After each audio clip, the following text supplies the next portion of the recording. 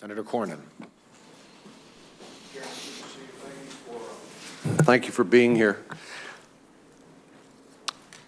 The unemployment rate in America for the fourth quarter of 2012, according to the CBO, they projected at 8.9% for the fourth quarter of 2012. Do you agree with that? 2012 or 2013? 2012. No, our forecasts are for unemployment to continue to decline moderately. We see growth at something close to potential, which under normal circumstances would mean that we're creating enough jobs to employ new entrants to the labor force, but not making sharp improvements on the unemployment rate. Well, I realize the hazards of economic forecasting. I think Christina Romer, when the stimulus was first proposed, said that unemployment would be down around 6% the first quarter of 2012. Obviously, that wasn't correct. So, but let me just ask you some things that might affect the unemployment rate. First of all, 8.3% unemployment. But what is the does the Federal Reserve project the real unemployment rate to be, including people who've given up looking for jobs and people who are underemployed? What would that rate be?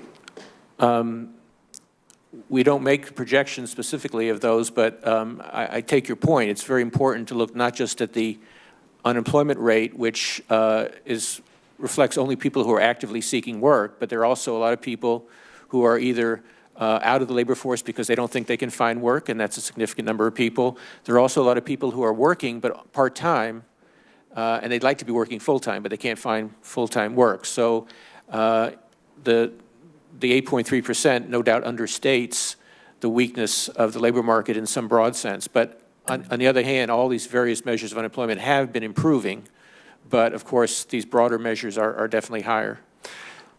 Let me ask you about what's happening in Europe. Is Europe in recession right now? Well, certainly the southern countries, including the ones that are under a lot of fiscal pressure, have been contracting. And generally speaking, Europe as a whole was growing essentially at a zero rate in the second half of last year. So certainly parts of Europe are in recession. Whether the whole Eurozone goes into recession remains to be seen. The ECB itself has predicted a mild recession and has warned that this might occur.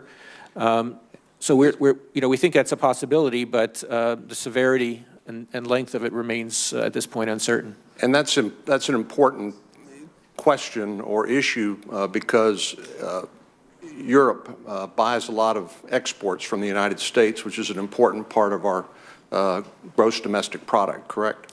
We have already seen some decline in exports to Europe, although exports to Europe are about 2% of our GDP, and so it's not totally make or break, but it is obviously an influence.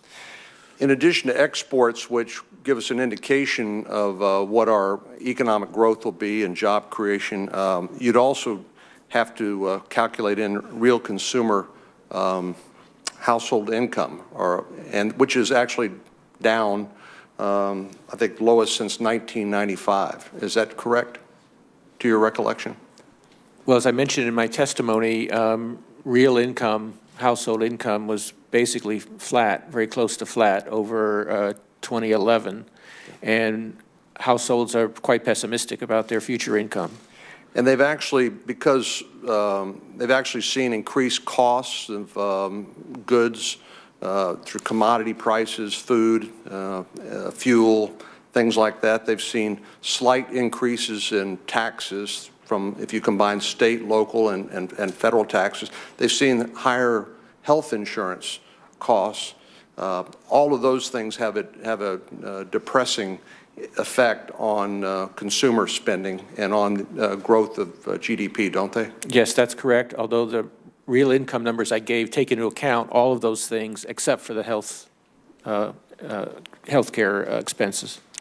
And then there's well-intentioned government policies, and I'll talk briefly, I mentioned briefly the 100% depreciation that expires in 2011 for capital investment, isn't it reasonable to conclude that businesses that could make that kind of capital investment would take advantage of that 100% depreciation, which expires at the end of this year, which would make it less likely we'd see an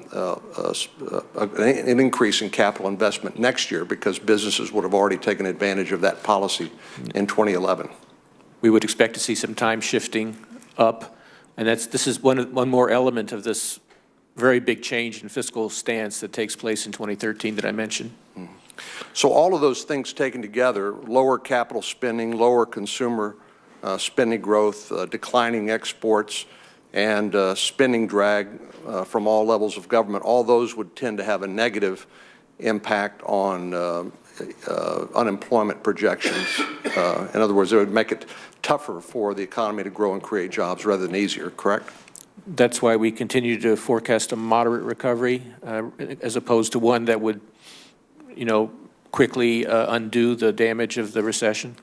Senator Warner is up now, and just by way of preview of coming attractions, I'm going to follow the Sessions rule and save myself until the end, so it's then going to be Senator Toomey, Senator Portman, and Senator Ayotte.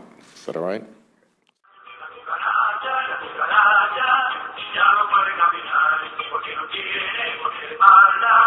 Marihuana que fumar.